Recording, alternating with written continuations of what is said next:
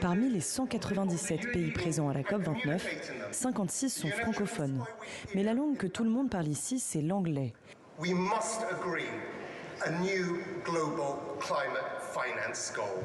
Quelques rares pavillons promeuvent l'usage du français dans les négociations, qui a à cœur aussi la langue française, comme celui de l'Organisation internationale de la francophonie, et ce, malgré les difficultés.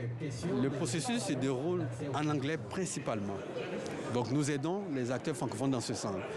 La deuxième difficulté pour les pays francophones, c'est la sous-représentation des femmes et des jeunes dans les délégations des pays en développement. Et la francophonie essaie d'apporter une solution à cela. Cette année, près de 200 jeunes ont été formés et accompagnés par l'OIF. Parmi eux, une soixantaine de femmes ont été sélectionnées et emmenées à Bakou pour la COP. C'est le cas de Rokadia, dans la délégation du Sénégal, qui bénéficie depuis 3 ans du programme de l'OIF.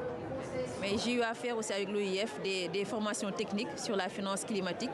Donc c'est des formations certifiantes, donc avec des experts du Fonds vert pour le climat et des experts de la finance climatique. Le programme a permis aussi à Wafika, 24 ans, de faire ses premiers pas dans la diplomatie internationale. Je veux dire que je suis quand même agréablement surprise parce que les gens sont assez ouverts. J'avais un peu des appréhensions sur le fait d'être nouvelle négociatrice et jeune négociatrice aussi face à tous ces négociateurs aguerris, mais au final ça se passe plutôt bien. Je pense que c'est aussi une question de aussi savoir s'imposer des fois et forcer le respect, quoi.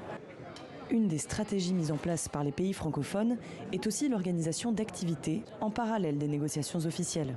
Ça peut être aussi une façon pour permettre à ces pays de peser réellement de tout leur poids dans ces négociations, parce qu'on sait que certains n'auront pas les capacités en anglais pour participer pleinement. Donc avoir des activités dédiées en français, ça peut permettre à ces pays d'Afrique francophone de peser dans le résultat final et le compromis.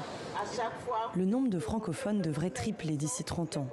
Le français pourrait alors devenir, en 2050, la langue la plus parlée dans les affaires.